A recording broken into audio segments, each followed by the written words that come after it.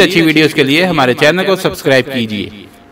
हजूर नबी करीम सल्लल्लाहु अलैहि वसल्लम ने ऐसी 5 सूरह मुबारका के बारे में फरमाया है कि जिन्हें सफ़र के दौरान पढ़ने से इंसान खुशहाल और मालदार होता है। हज़रत जुबैर बिन मुतइम रज़ियल्लाहु ताला अन्हु से नबी करीम सल्लल्लाहु अलैहि वसल्लम ने फरमाया कि ऐ जुबैर, क्या तुम्हें ये बात पसंद है कि सफ़र में निकलो तो अपने साथ साथियों से बढ़कर अच्छे हाल में रहो और सबसे ज़्यादा तुम्हारे पास ज़ादे राह मौजूद हो।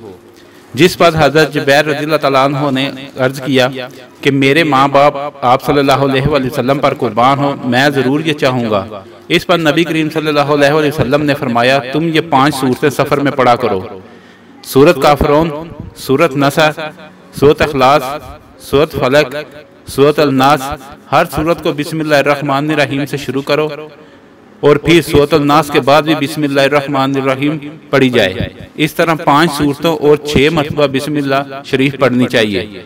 हज़रत जुबैर रज़ियल्लाहु ताला अन्हु का बयान है कि मैं गनी और ज्यादा माल वाला था। जब सफर में निकलता था तो अपने साथियों में से सबसे ज्यादा बदहाल हो जाता था, लेकिन नबी पाक सल्लल्लाहु अलैहि वसल्लम के बताए हुए तरीके की वजह से मेरा ज़ादे राह सबसे ज्यादा रहता। अगर आपको हमारी वीडियो अच्छी लगी है तो इसको लाइक और शेयर करें और कमेंट्स में अपनी राय का इज़हार जरूर कीजिए। शुक्रिया।